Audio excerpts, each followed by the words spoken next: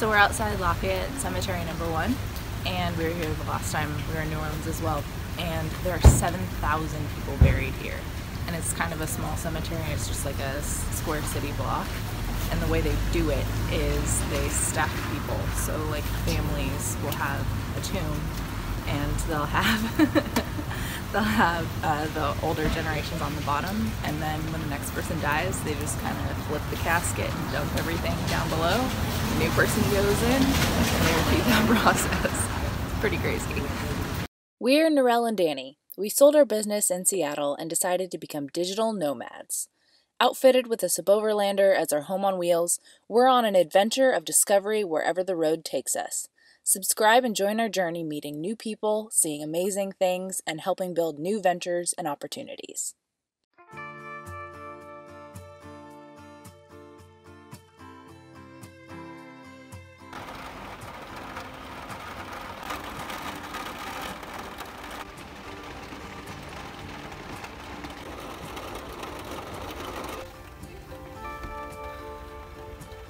So, the screen was a great idea, but I think it's making some sort of like air bubble or way for the water to get through, and then it decides to, if it's raining as much as it is right now, just gush out in little bits and right on your face. I guess it needs some more design work.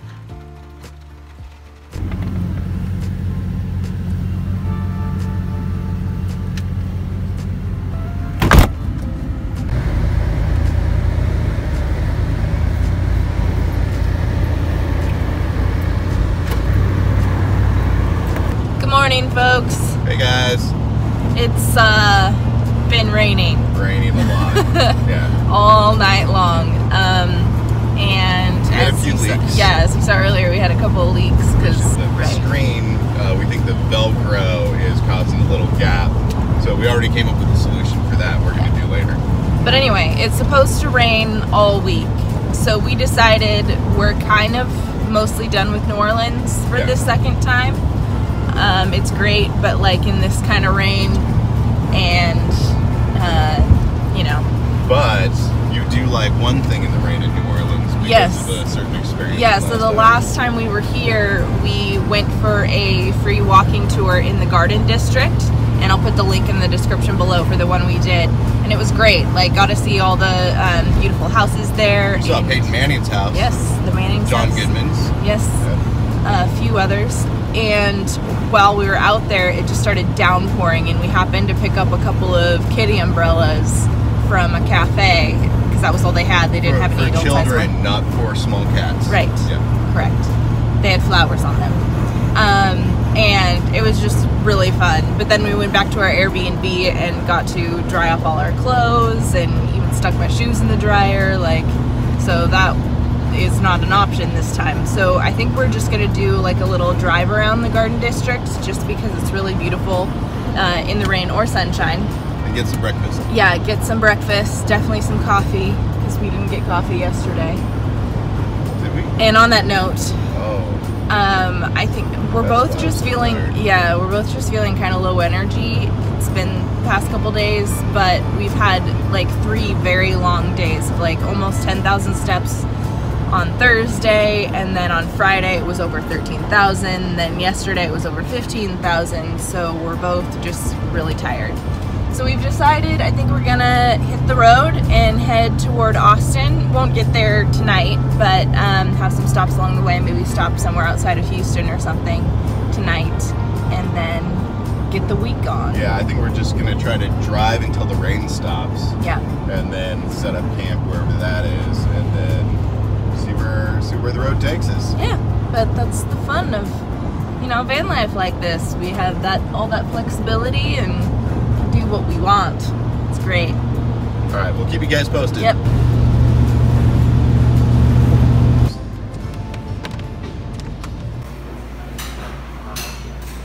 So we were at the same cafe we were at 2 years ago when we came here.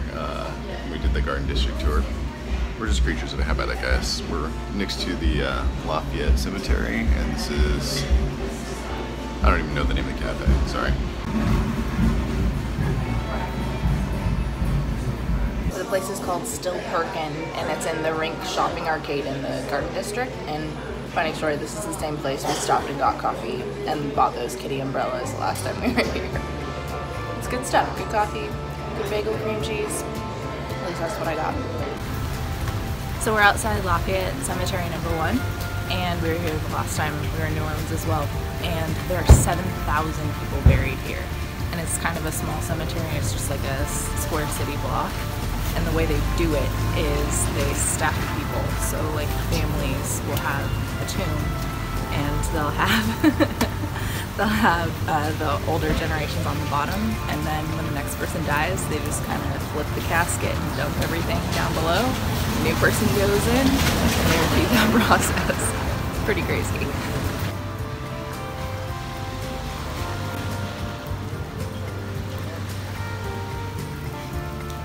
Established in 1833, and it had originally been part of the Livaudet plantation, and which was subdivided into city blocks in the 1830s. Last time we were able to go in, couldn't this time because it's temporarily closed for repairs, which I get because like those old tombs just kind of crumble after a certain point.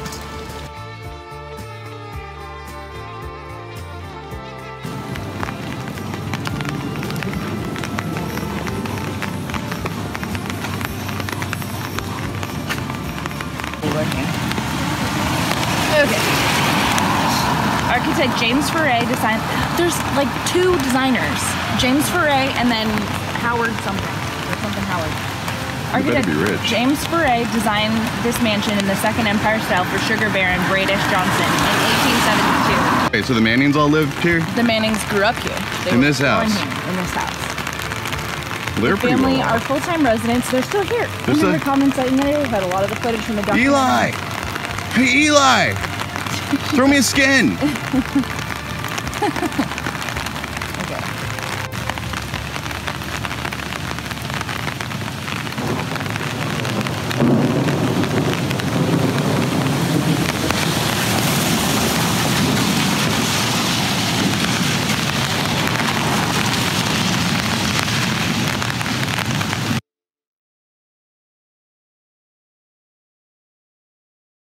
Israel House. By the 1860s, the Italianate style was the most popular style of architecture in the Garden District. Like many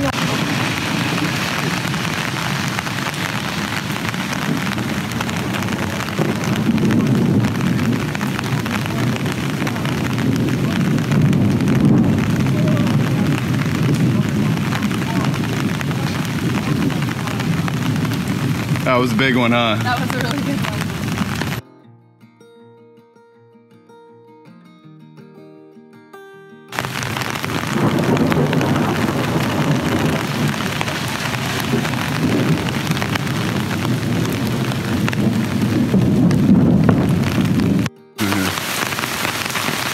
So we're seeking shelter because our umbrellas can't.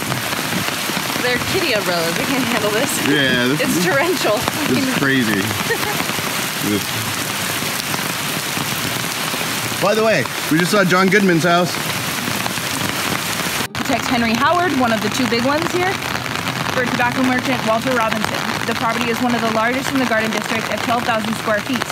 The roof is flat and once gathered rainwater for the home's indoor plumbing and drinking water. The house went up for sale in 2010 and the listing price is $12.5 million. 12.5. As of 2017, the house is still for sale. Well, okay, we can put a down payment on it, right? Yeah, why not? Okay, good.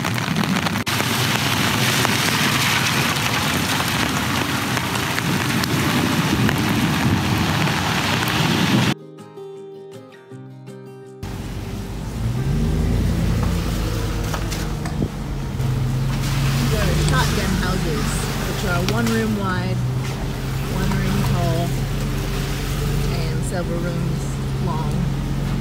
And they're called such. They're called shotgun houses because apparently they used to say you can't turn left here, but you can park, and it's right there.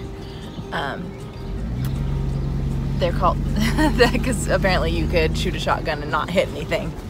like shoot a shotgun through the entire house and not hit anything. Here's the Archie Manning house where Peyton and Eli grew up. Looks like they're home.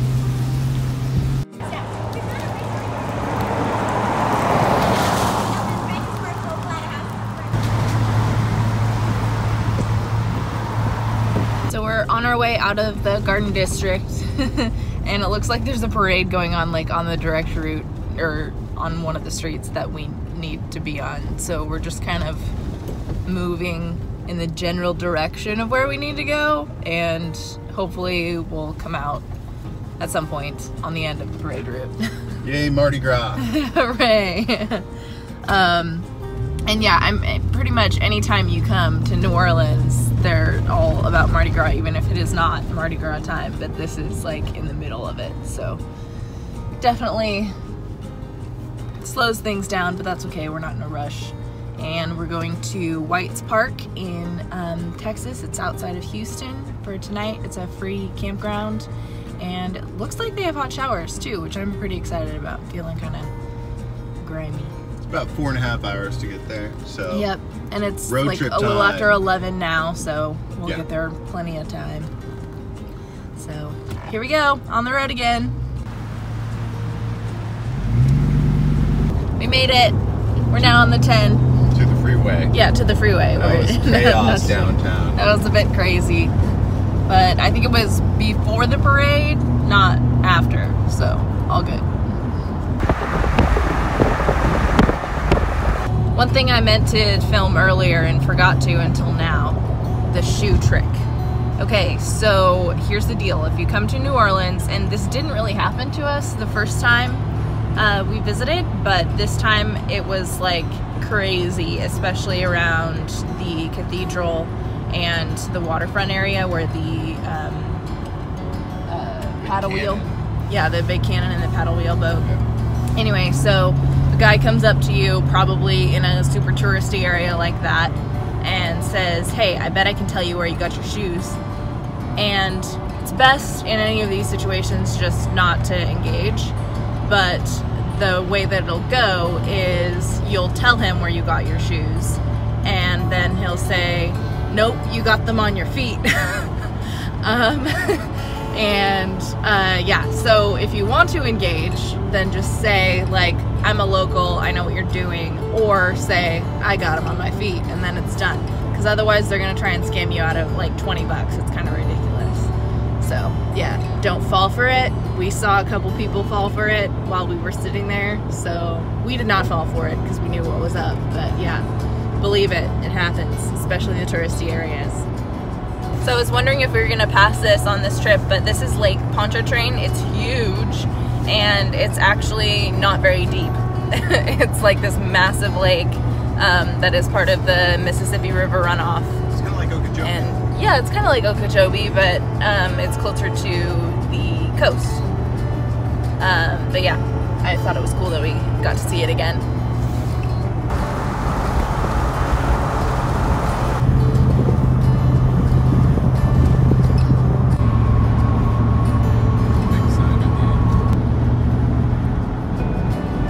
We are back in Texas for the second time.